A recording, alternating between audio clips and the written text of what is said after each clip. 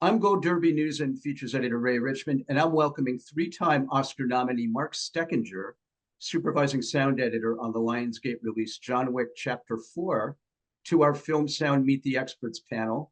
Mark, you've been working on the John Wick film since the first one in 2014. What did you do differently sound-wise in number 4 than you had in the previous three? Is there an evolution to the sound over the course of nearly a decade?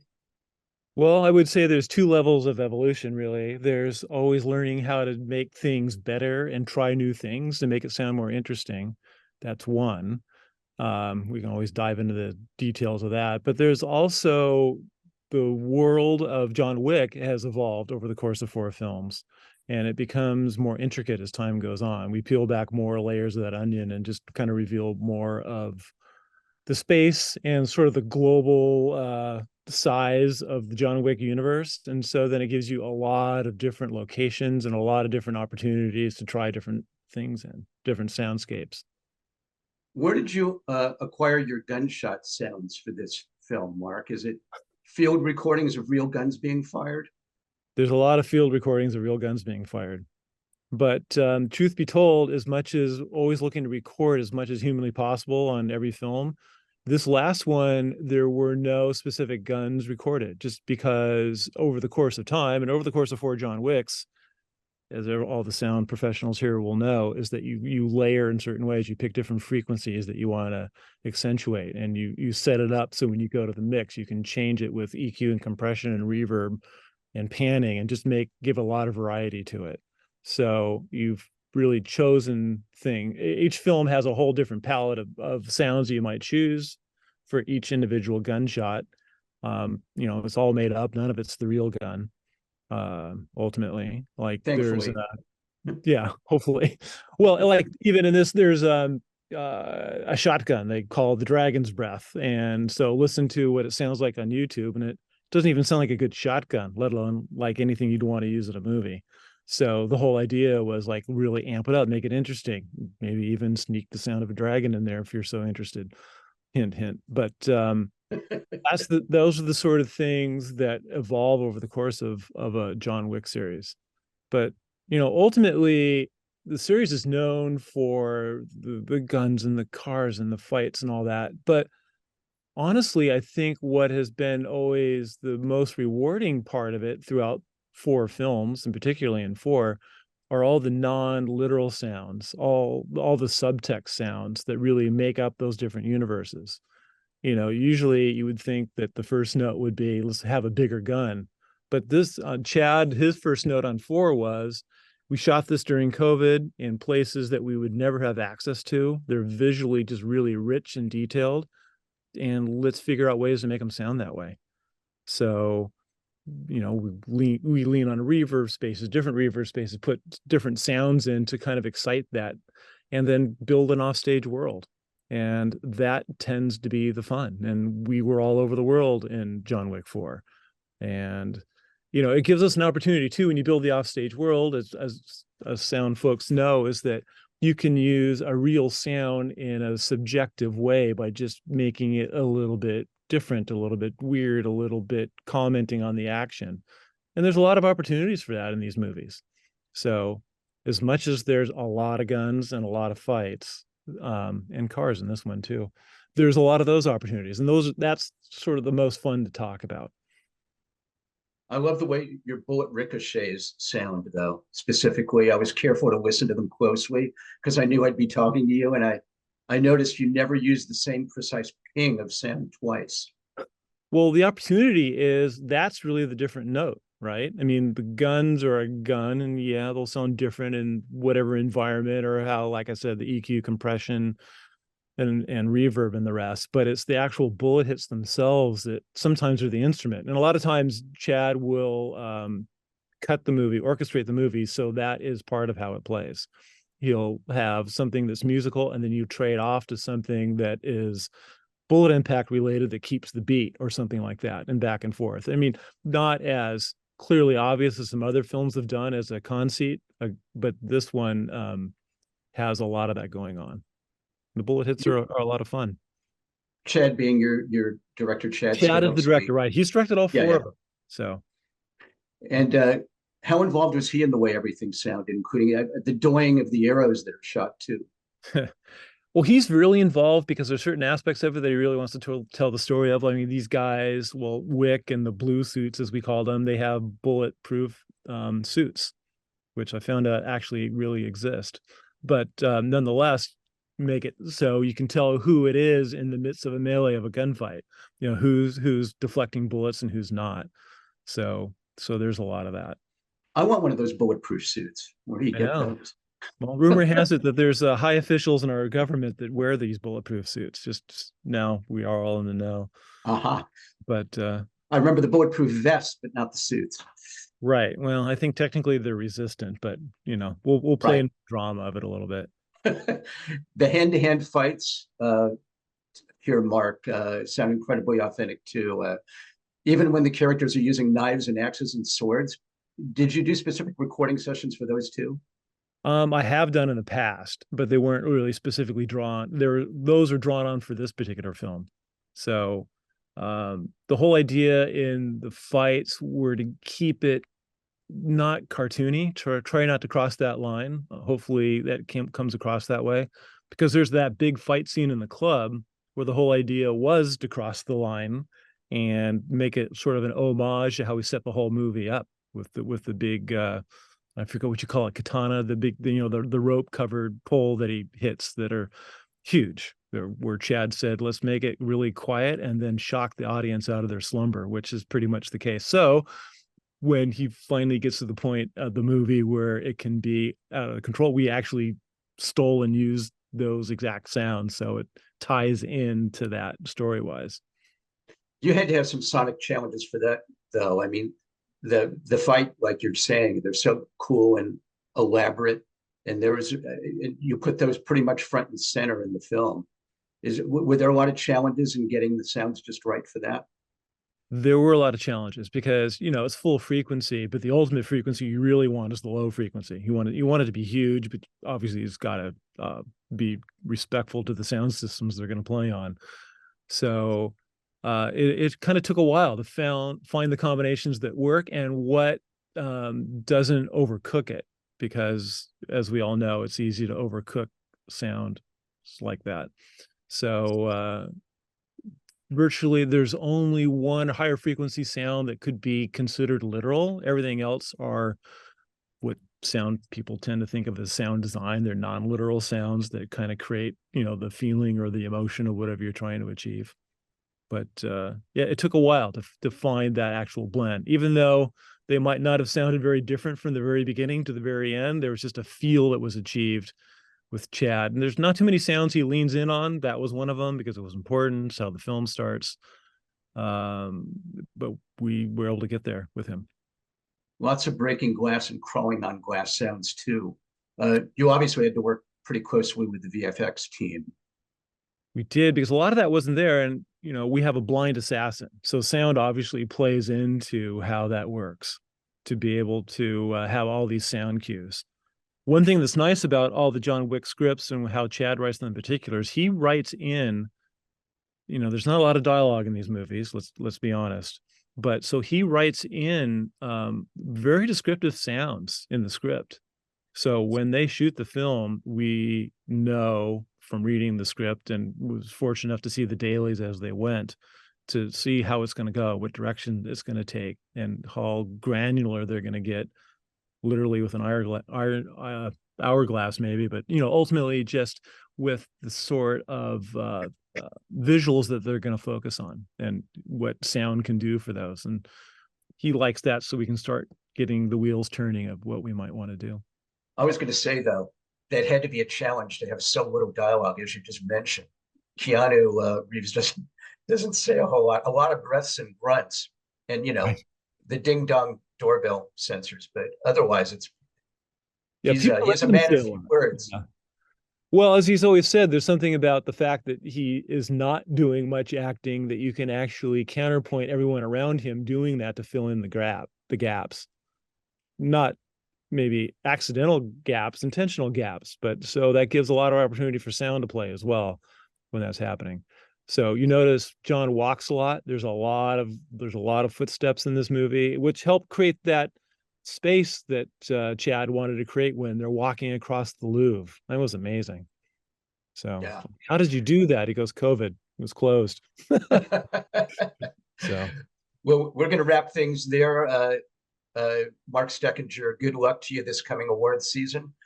John Wick Chapter 4, starring Keanu Reeves, is currently available to stream on multiple platforms. And thanks for joining us today at Gold Derby. great. Thanks very much. I'm Gold Derby News and Features Editor Ray Richmond, and I'm welcoming Oscar winner Mark Ulano, sound mixer on Apple's Killers of the Flower Moon from director Martin Scorsese, to our Film Sound Meet the Experts panel. Mark, you've been a sound mixer for more than 40 years and worked on 150 movies or so. Where does mixing, wow, where does mixing Killers of the Flower Moon rank among your jobs?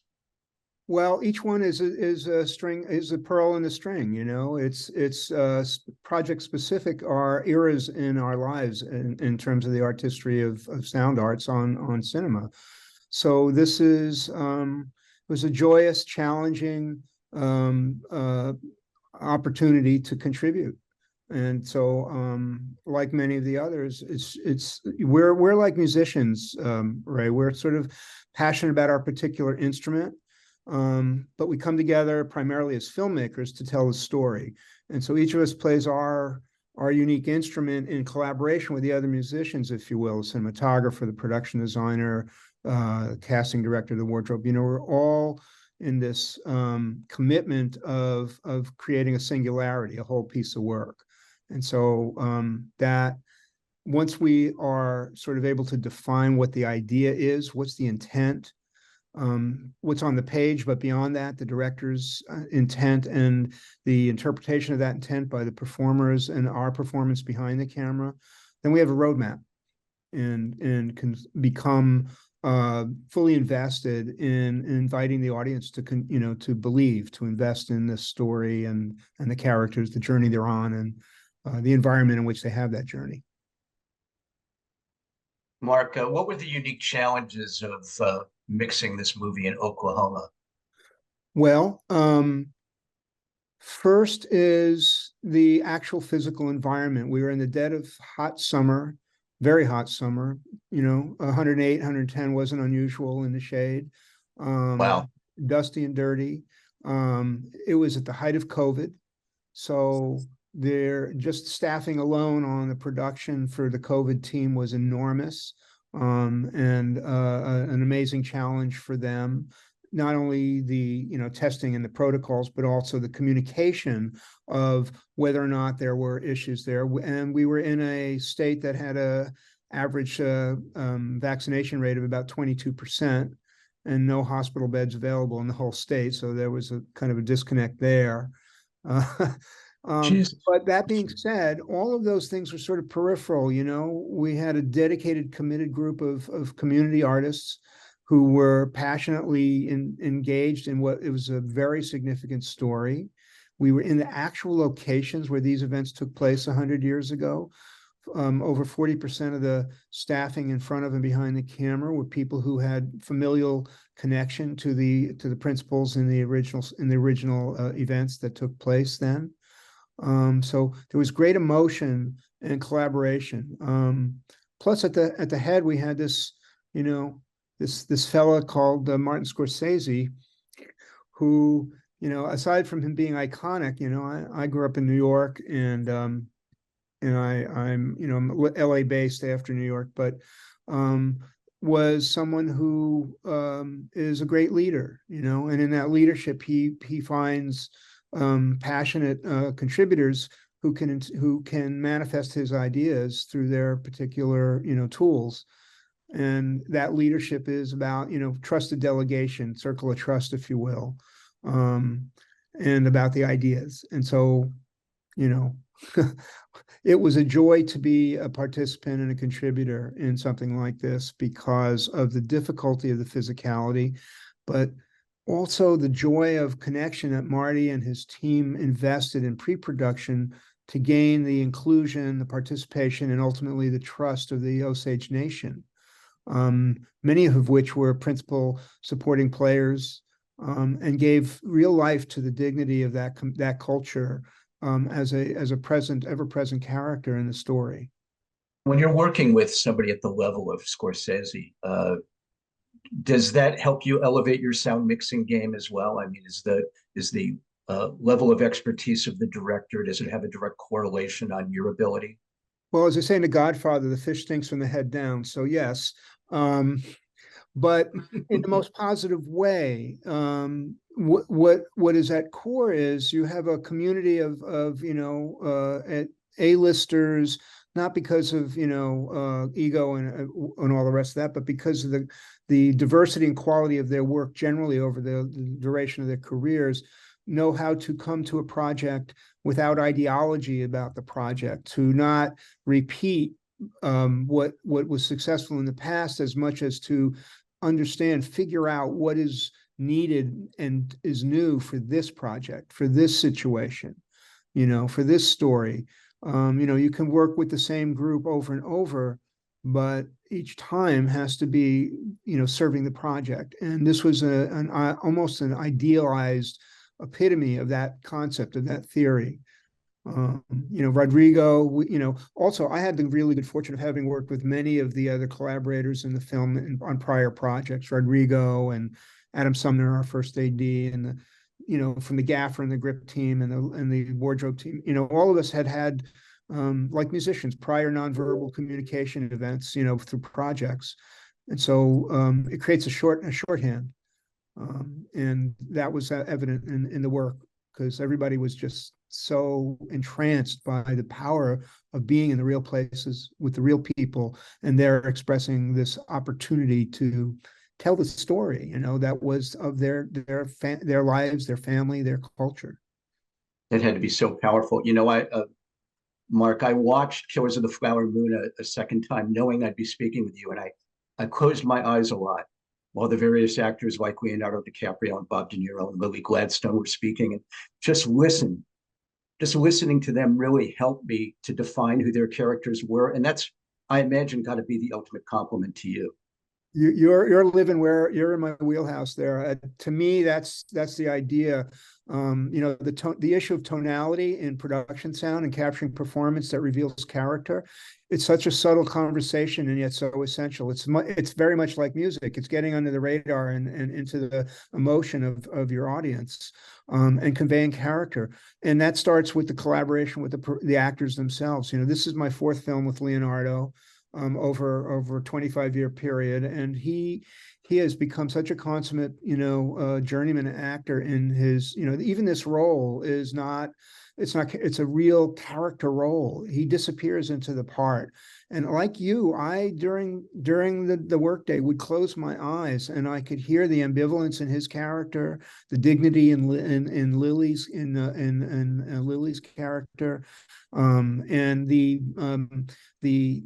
tool for deceit in Bob De Niro's character. All of those things were manifest in their tonality, the rhythms, and in their use in various ways of the Osage language, which was this backbeat of the bolero of the movie's design, enhanced certainly by Robbie Robertson's final score, which was a privilege to be part of in so many ways, as was this entire project. It's an amazing set of contrasts, Mark, that these characters convey, both visually and sonically.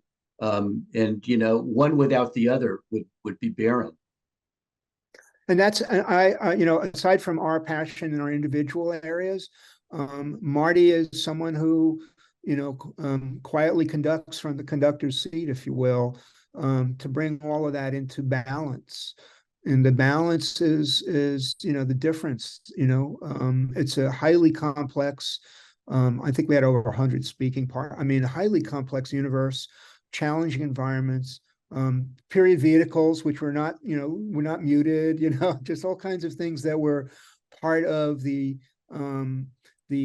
creating the reality of that time and that issue and the collision between the European culture, the white culture, and the native's the wrong word, that's considered not respectful, but the or tribal is not respectful, but the nation of the Osage is this very wise and even keel and measured response to life in general. And you put those, as you say, contrast in frame is special. We could see, when you see the movie, you see why Marty was interested in doing this film.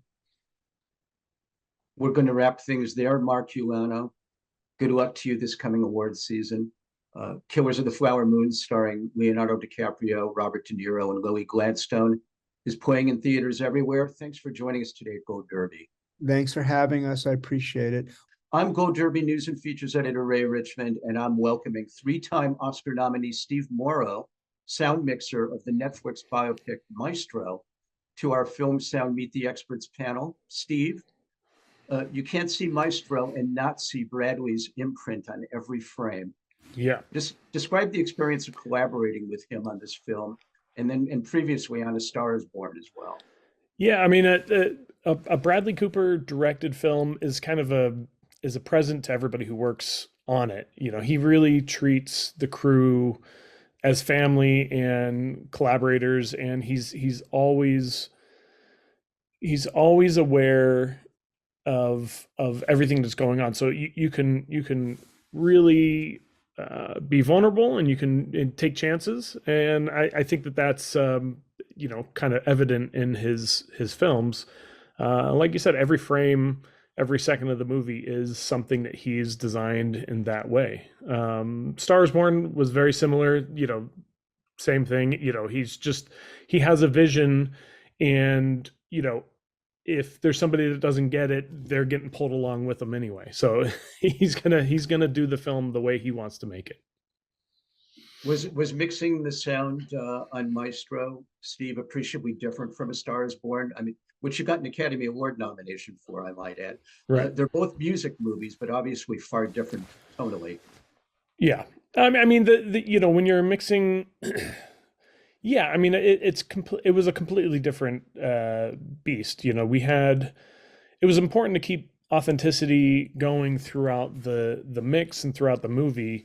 And so, you would have these big party scenes, or these big arguments in the film. And it was important to Bradley that they felt real.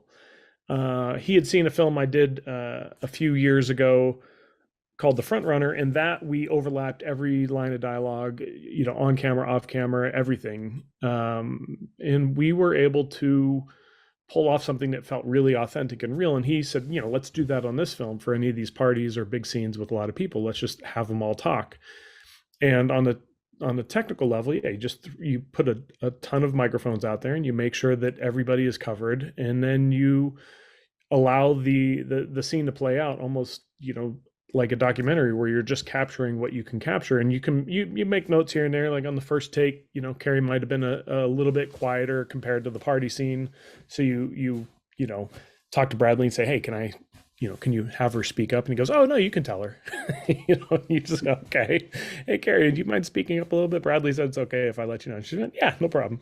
So, you have these moments where you just, he will, if it's your idea, he doesn't jump on it and say, yeah, I'll go tell her. He doesn't mind, the collaboration between the crew and the cast. Wow, we must have been shaking a little bit though doing that. I mean, not really. He does it in such a way that you go up to him and say, hey Bradley, we should have Carrie speak up, and he goes, yeah, you tell her. I was like, oh man. But it's a fun set, because everybody, like I said, everybody's very familiar with each other. We've made movies before together, and it's we have a lot of fun. And I think there was a time when I went up to Carrie and I said, could you give us a little bit more volume? And she just stared at me. She goes, but like as a joke, total joke. So those are fun moments.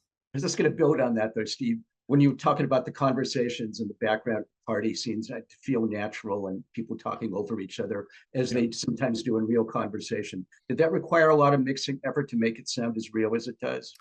I mean, I think honestly, I think the real magic of that, I have to throw it to post-production. We on set, for example, the big party scene where it finally goes into color, that we were shooting two different scenes at the same time. We were shooting, you know, Carey Mulligan's half of the story, and we were shooting Bradley's half of the story at the same time on the same set. And so that came in the challenge of, you know, what do you want to hear on dailies? You know, because we mixed down to a single mix track for dailies for the editing room.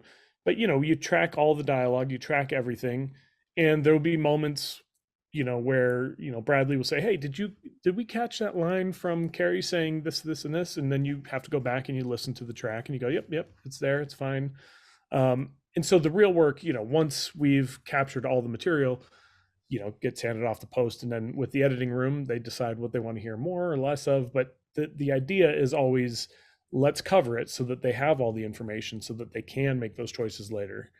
Because, you know, you can't, it's hard to make a solid choice like that on set. What are you going to hear? What are you not going to hear? So you just try to capture as much as you can, and then allow, you know, kind of the magic of post to take it over and to really put it, you know, put the audience in the middle of the party. Are there special challenges as a sound mixer working in a movie where music is so prominent? You know, you're telling the story again of Leonard Bernstein. So, I mean, music could not possibly be more front and center. Well, what we accomplished on A Star is Bradley wanted to do everything live, and so when that worked out as well as it did, he said, you know, we're going to do Maestro, and I want the orchestras and choirs and anything that you see on camera, I want that to be live. I want to hear it. I want to hear it in the space. I want it to feel real. And that's the challenge, where you just go, okay, you know, how are we going to capture it in a way that is technically correct, but also, you know, allows the movie to be made, because it can't look like a scoring session. You know, it has to look real, has to look period. And so those were the challenges, you know, that we thought about for a couple of years, and we were able to bring in, you know, for the Ely Cathedral scene, which was the big orchestral scene, we are able to bring in classic sound from London, who's used to recording the LSO, and they've actually set up in the Ely Cathedral before. So we were able to lean on them for a lot of their expertise, but we also kind of dictated, here's what we want it to be. Here's the mic placements. Here's the certain things for us as a production. We need it to be this way, so that, you know, the ultimate goal is to really allow the audience to feel like they're a conductor, or feel the music the way a conductor would hear it, because that's not something that ever really happens for an audience. You know, you go to a symphony, you listen to it on the radio, you don't get to stand in that spot. And that was kind of the goal, was to allow the audience to experience the music the way that Lenny must have experienced the music every time. But that's what's so magical about this, Steve. I mean, is you're able to put really audiences literally in the middle of a symphony orchestra. I mean, yeah, as you say, they've never had that before. Usually they listen to classical music on the radio, or, you know, or whatever the radio equivalent is in the digital age. Right. And it just sounds so rich and immersive. I mean, it's so, you know, Dolby Atmos. Yeah. And that's got to be a credit to you and the team.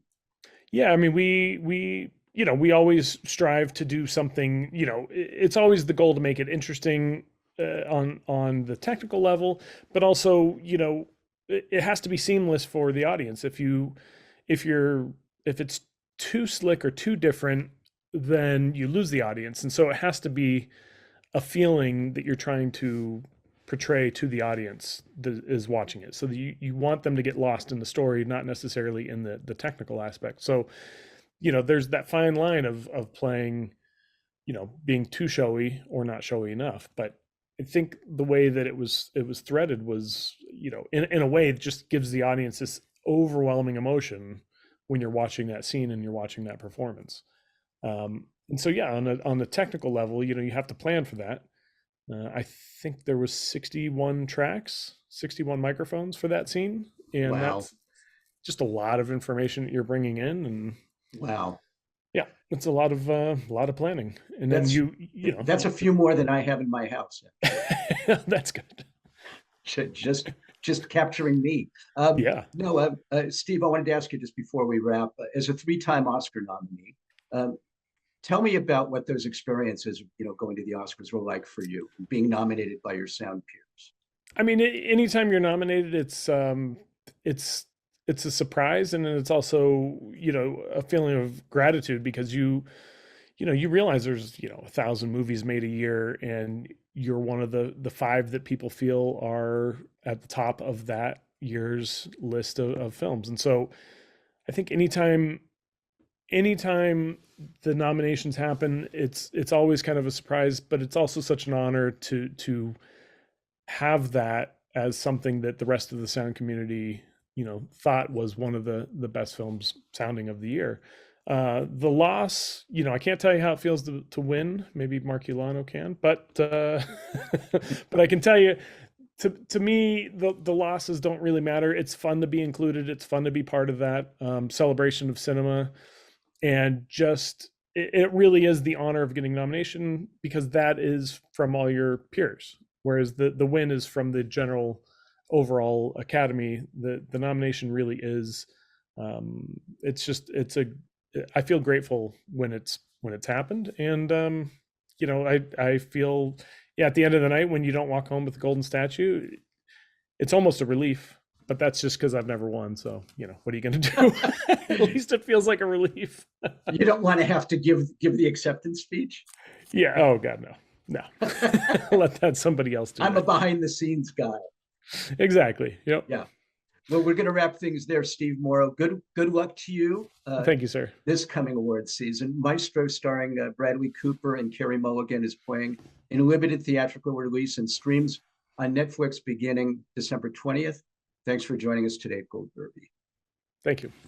I'm Gold Derby News and Features Editor Ray Richmond, and I'm welcoming four-time Oscar winner Richard King, sound designer and supervising sound editor on the Universal biopic Oppenheimer, from director Christopher Nolan, to our Film Sound Meet the Experts panel. Richard, let's start off by discussing your prep for designing and editing the sound on a project the scale of Oppenheimer. How much did you study up on Robert Oppenheimer and the Manhattan Project? Well, I read the script very early on and immediately read the book American Prometheus, upon which the book is based, the screenplay is based, and then commenced to read everything that I could find on Oppenheimer and the Manhattan Project. I don't think it's you know, Chris didn't set up to make a documentary, but I don't think it's a bad thing to have some command of the facts when you're working on a project about real events and real people, and there's just a wealth of detail and interesting sort of side stories that Chris has included in the screenplay that are very factual. Chris didn't combine any characters. He didn't make up any characters. No composites. Everyone in the every character in the film was there, and he pulls basically the rock stars of this physics world into the film. It's a fascinating subject, fascinating period, and I think some of the most useful ideas for me came from firsthand accounts of things that people saw and heard, and specifically the Trinity test, which is the high point of the second act, I guess you'd say. Absolutely. And the spectator, the scientists, were all interviewed within a day or two of the event to get their immediate gut reactions, and they all mentioned, of course, the bright white light and the colors and the spectacle, the awesome spectacle of this, what they were seeing. But they also mentioned sound in very interesting ways, and not necessarily in ways that you would expect. That they used phrases like it sounded like a freight train passing, or it sounded like some sort of weird thunder, man-made thunder, not natural thunder, that just kept going on and on and on and on. And clearly, even to the military men who were obviously familiar with the sound of explosives, there was something unique and odd about the sound. I also just became very interested in the subject and kind of went down the rabbit hole of a little bit of quantum physics and understanding as much of that as I was, as much as I'm capable of absorbing. And yeah, I found all that very useful, just in both in trying to create sounds for what Robert is describing when he's either describing quantum particles or black holes, or when he's early in the film when he's imagining the quantum world and the real world around him that he can feel and touch starts to kind of disappear, and he kind of loses his bearings and becomes so involved in imagining this quantum world that the things around him sort of start to disappear, and he loses touch with reality a little bit. I wanted to create some sense of what that must, what he's imagining, and what he's imagining is the incredible latent power in these quantum particles, and which is ultimately unleashed when they detonate the bomb. Yeah, and also into Robert's head a little bit, and to try to. He was a very enigmatic man, even to his friends, and he remains. What I love about the film is that Chris doesn't attempt to explain him. You don't end up knowing him or understanding right. him. He remains an enigma, and a lot of his decisions remain,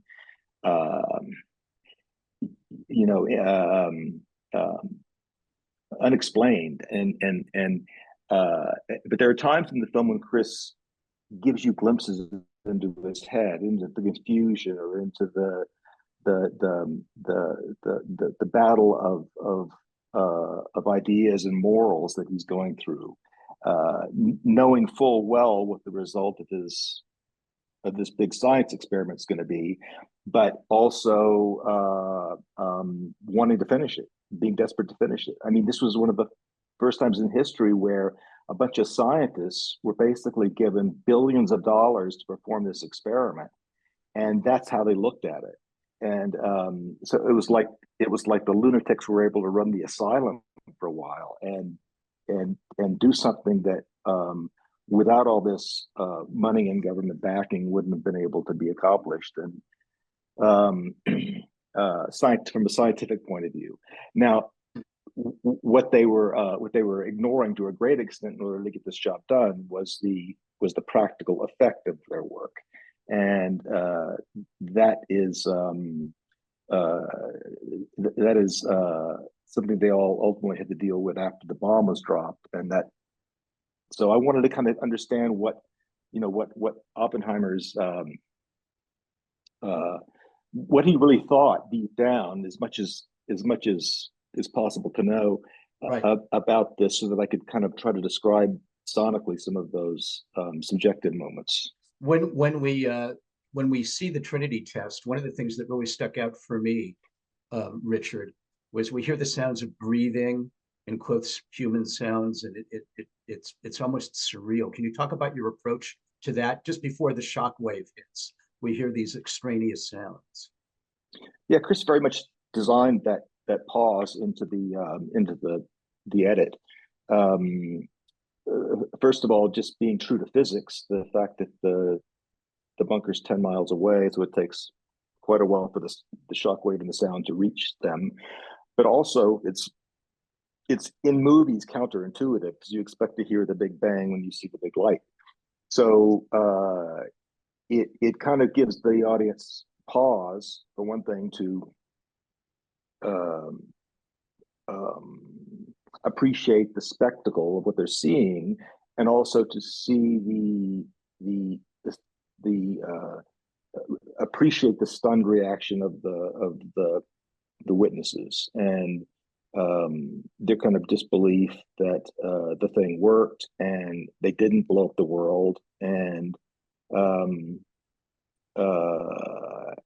it also so the shockwave, the sound, is sort of the conclusion of that moment. It's sort of they can finally breathe. They can finally it's over, the event's over, and the shockwave is sort of like the closing of the door of the event.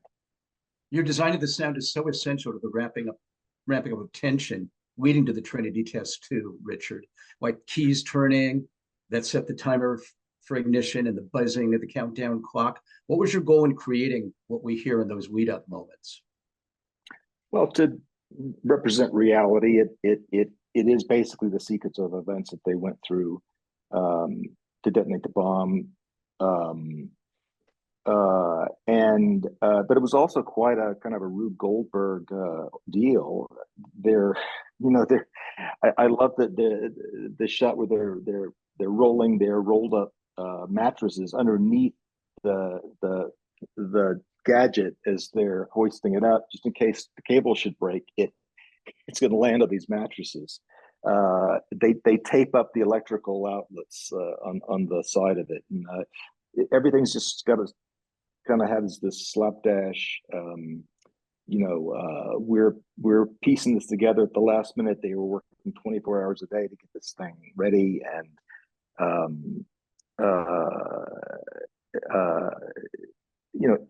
each device to get started kind of heightens the tension. We walk into the bunker, they power up the racks of gear and test equipment, and the timer starts, the cameras start rolling, everything just sort of amps up to the anticipation of the moment when that automatic timer clicks, the solenoid clicks, and the trigger happens.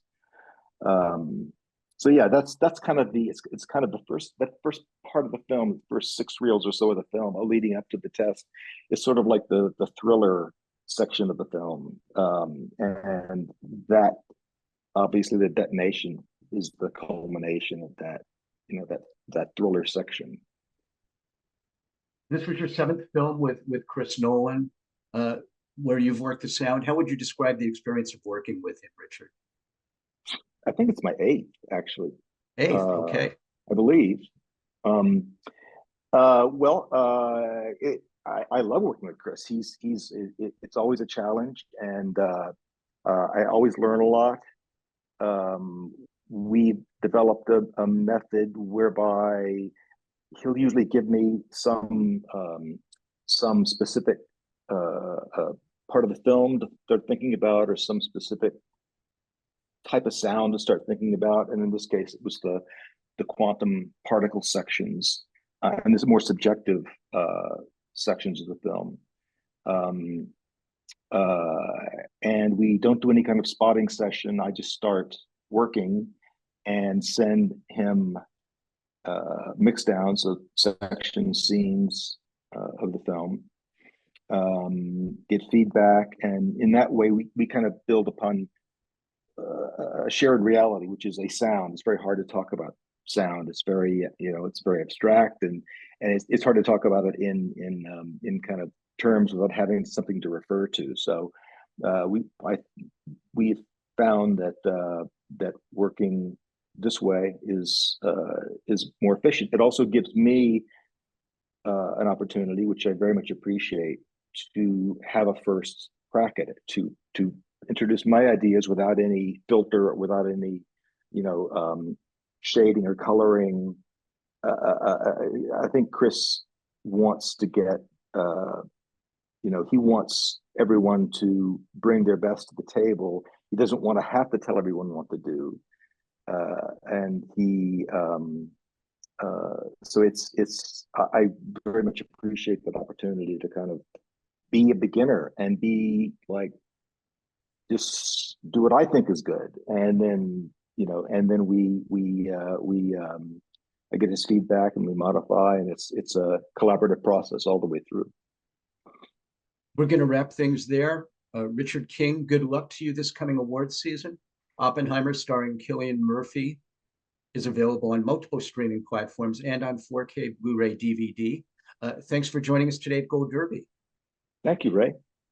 I'm Gold Derby News and Features Editor Ray Richmond, and I'm welcoming 2-time Academy Award winner Michael Semanick re-recording mixer on Sony's Spider-Man Across the Spider-Verse, to our Film Sound Meet the Experts panel. Michael, I don't need to tell you that sound is a big part of your movie and its supersized story. It plays a crucial role in distinguishing the dizzying array of environments. Did you feel that at all daunting for you going in?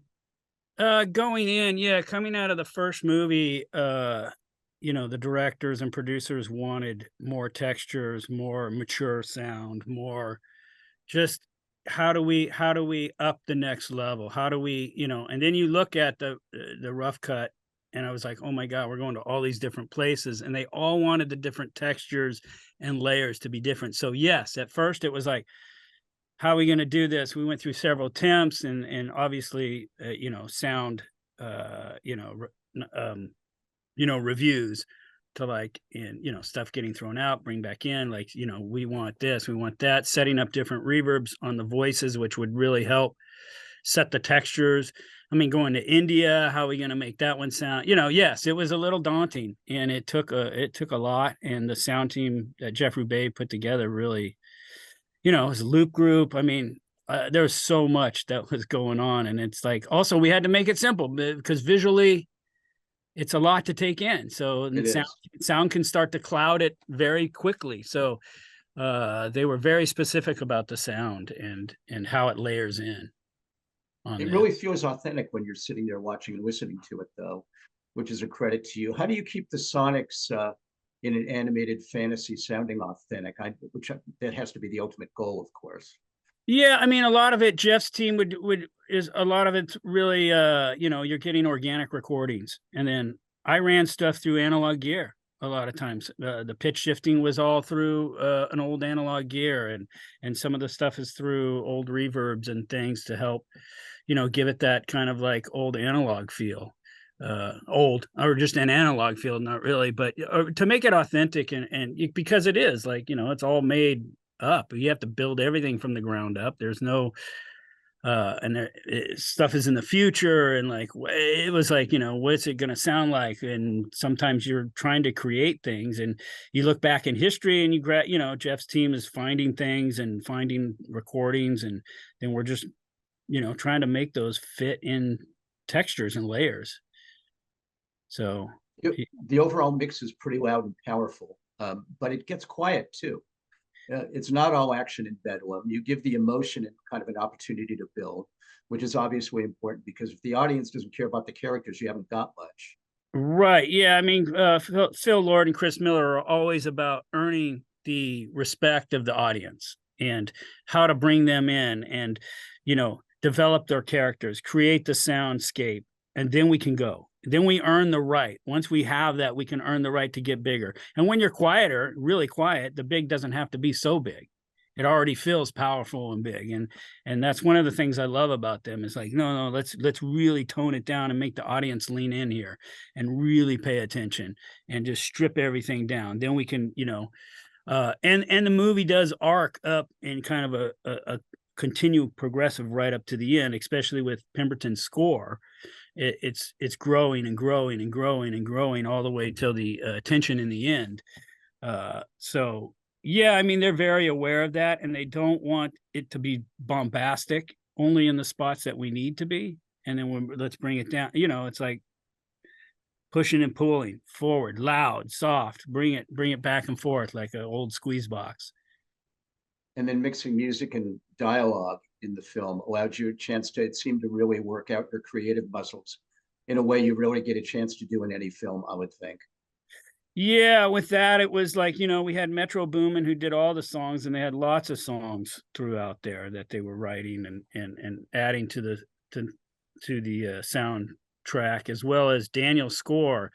And, making room for the dialogue. People got to hear the dialogue. You got to hear that, it's very important. It's a much more, the story's much more involved than the first one. So it was really important. Like, we got to keep the audience engaged, and that they're following. And some stuff, yeah, maybe they don't quite follow, but it connects.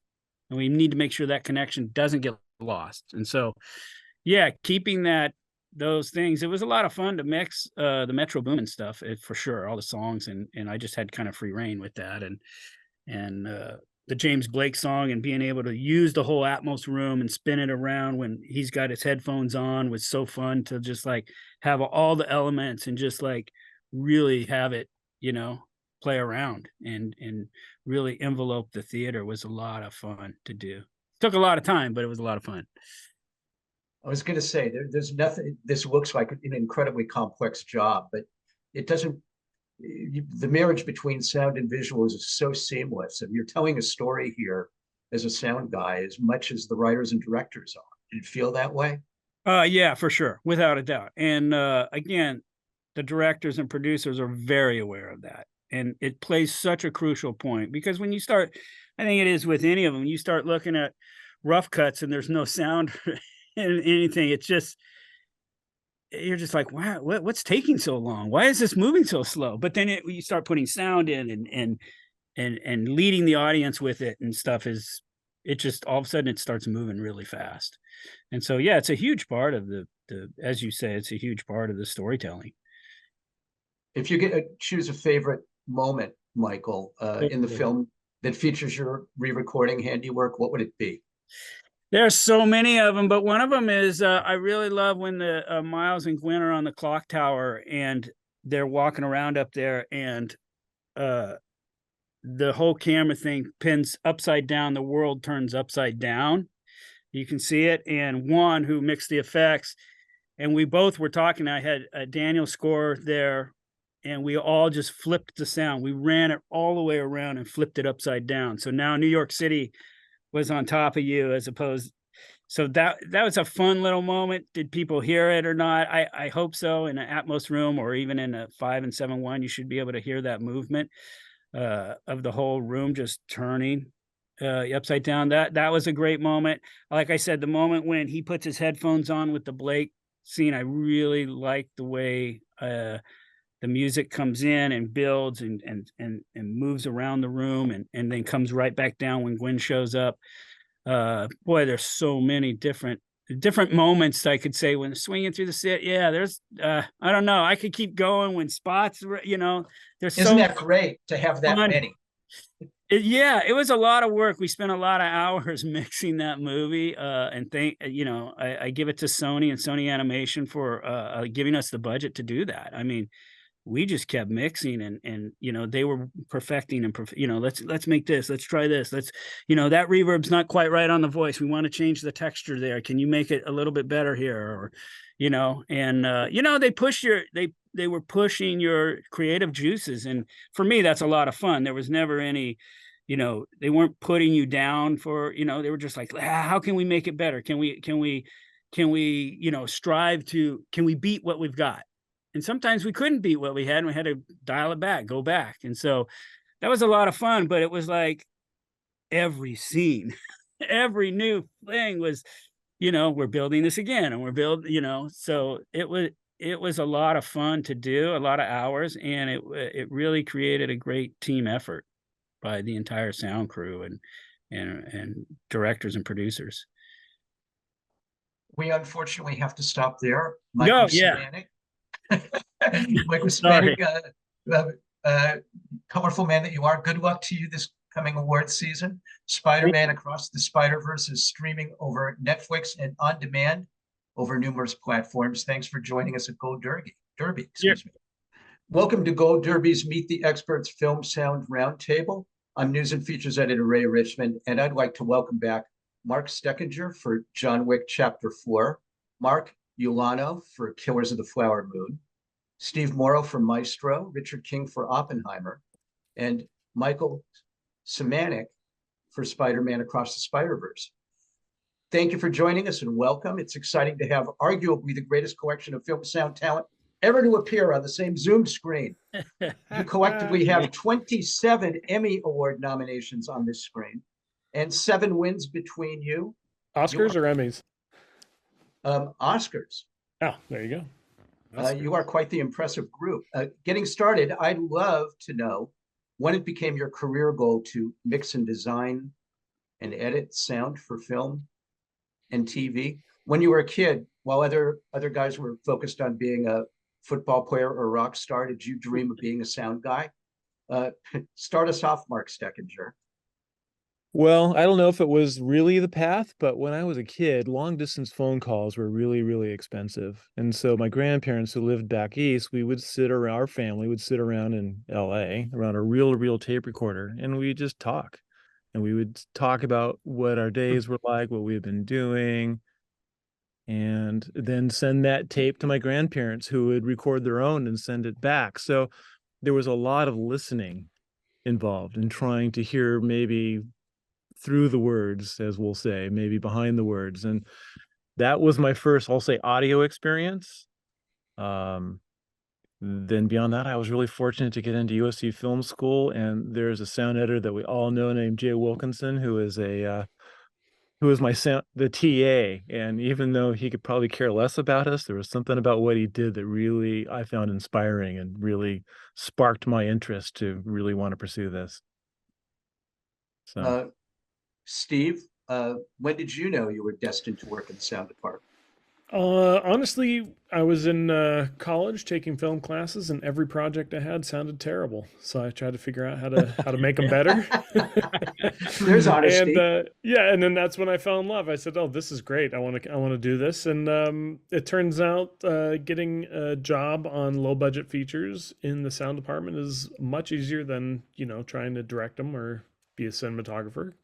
So yeah, so that was kind of my path. I went that direction. I fell in love with the art of sound and just the ability to, honestly, on set, not a lot of people know what you do. And so as long as you're doing it right and it sounds good, then you pretty much get left alone and get to do your job. How about you, Richard?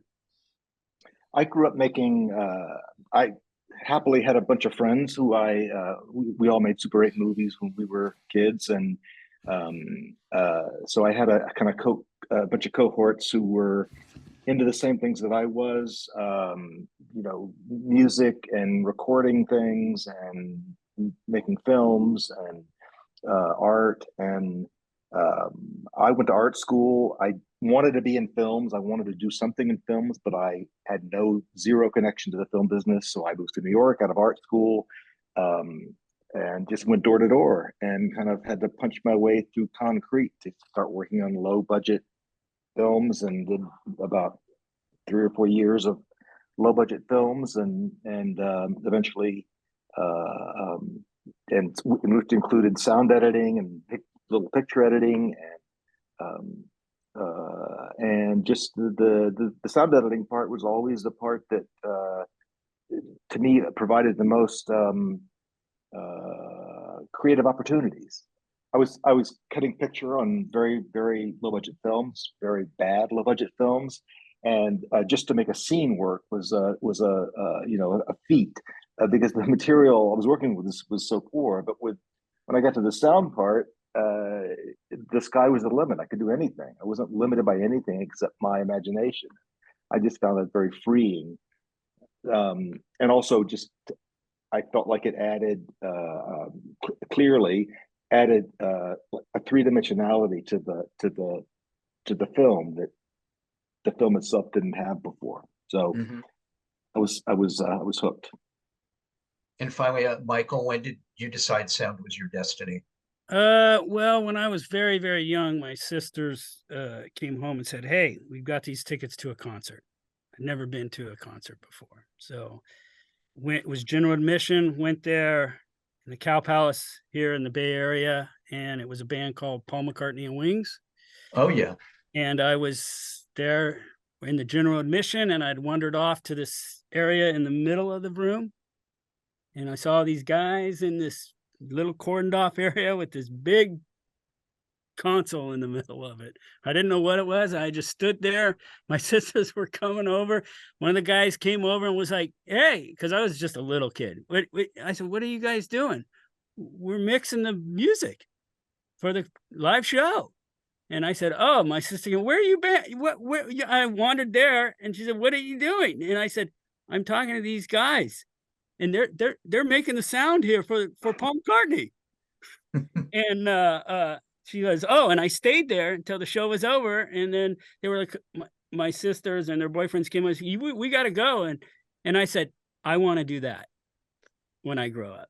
I want to be a part of that.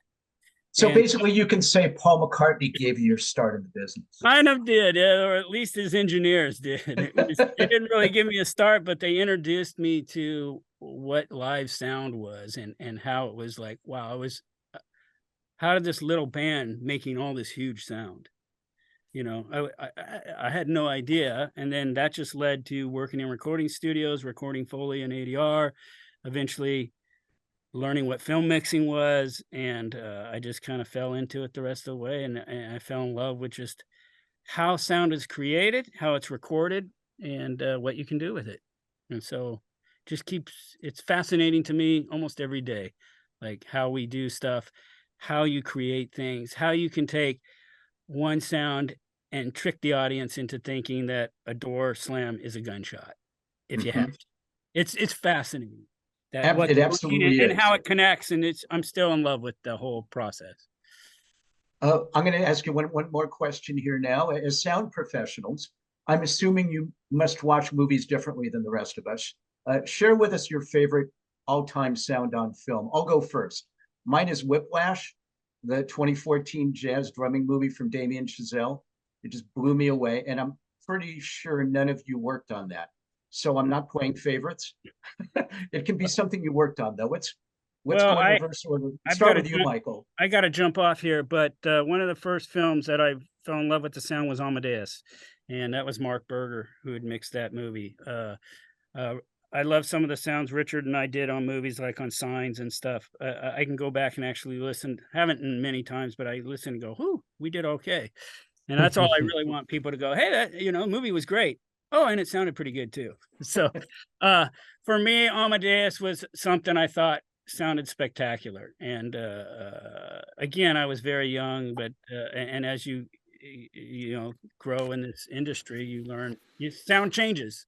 You can look at Apocalypse Now, and then you can look at the movies coming out now, and like, wow, the sound has grown and become such more vast and dynamic, and it's it's like symphony orchestras to me. So it's grown. Great. It has more dynamics. Anyway, that's me. Thanks, I got to Michael. jump off because I got to You run. were dismissed. Thank you. All right. Thank you, guys. guys Richard? Bye, Michael. All right. Bye.